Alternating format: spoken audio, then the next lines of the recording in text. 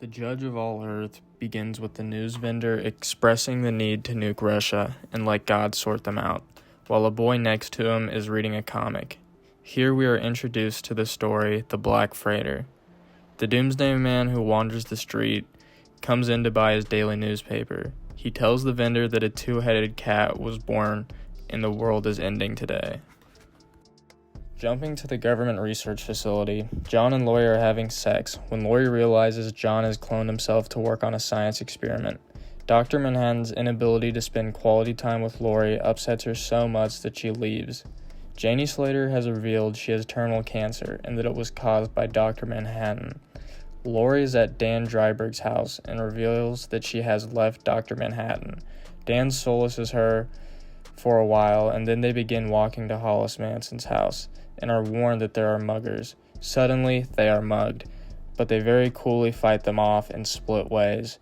When Dan gets to Hollis's house, where he sees Dr. Manhattan's meltdown on TV, caused by the accusations of him transmitting cancer after Janie Slater and Moloch had came out with cancer, Dr. Manhattan is ambushed by the entirety of the situation and teleports all the reporters and cameras harassing him outside.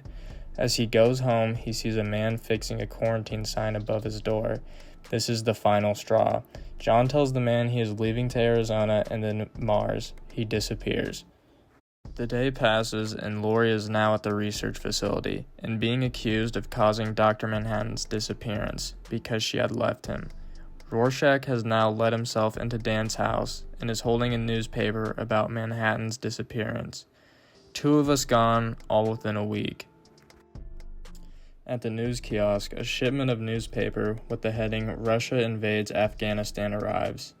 He gives the teenager a copy of The Black Freighter that he had been reading at the kiosk for the past 2 days, and the hat off his head. I mean, we all gotta look out for each other, right? President Nixon and his officials examine possible nuclear war scenarios. None are good. On Mars, Manhattan is looking at the photographs of Janie Slater he had grabbed in Arizona.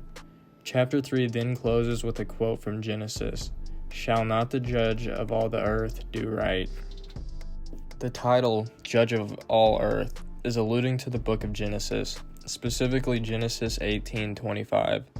Abraham is asking God many hard questions, mainly regarding what is just, angling to spare the city of Sodom that the Lord is planning to smite, believing that God would never kill the righteous with the evil.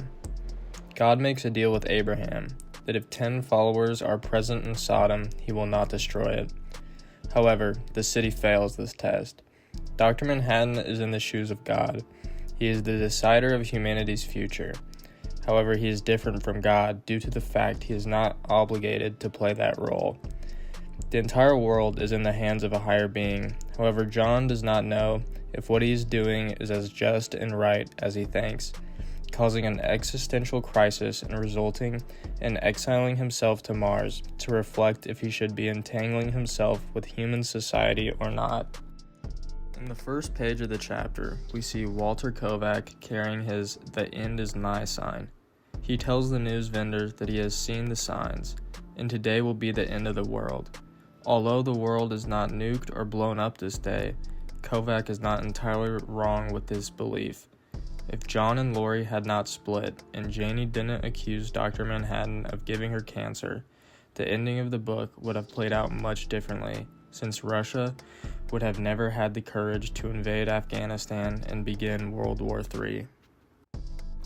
When Dan and Laurie leave to go meet Hollis, they are jumped by a gang of muggers. They pretty effortlessly fight them off, and it's the first time they're allowed to utilize their martial arts training since the Hero ban. This moment foreshadows the return of Night Owl and Silk Spectre. When John exiles himself to Mars, on the surface it could be perceived just as a man who's sad his girlfriend left him, but he is actually in the middle of an existential crisis, wondering what is just. John being gone allows Russia to invade Afghanistan, bringing the looming threat of nuclear warfare closer. These fallout shelter signs are plastered everywhere throughout this chapter. We are first introduced to one when the news vendor, speaking about the end of the world, exclaims, "I see the signs." as a fallout sign is being installed behind him that he cannot see. The color palette for each panel serves a huge purpose in setting the tone and mood that is trying to be conveyed. Bright saturated colors with orange and red hues represent an aggressive tense tone, while colors like purple and blue seem to be more creepy and ominous. An important illusion is Nova Express. A quick Google search of Nova Express, the liberal magazine and Watchmen, will lead you to William S. Burroughs' science fiction novel Nova Express, released in 1964. Burroughs' novel explores the impact of how language and control can shape society.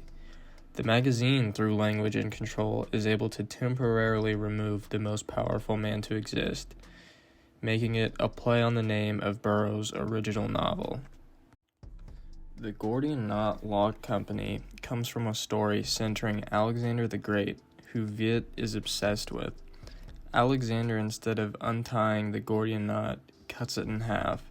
This represents the creative and indirect way of thinking that Veidt uses to create his master plan that would later kill millions. One of the most important elements of this novel is the introduction to the Black Freighter. A young boy sitting by the newsstand will be reading it to us for the next several chapters. The Black Freighter is a story arc for Adrian Veidt, and how his whole story began with a small piece of insight in a Crime Busters meeting that evolved into a mass killing at the end of the book. Oftentimes, the content of the comic parallels almost seamlessly with the narrative happening in Watchmen. The Black Freighter tells the story of a lone shipwreck survivor chased by murderous pirates.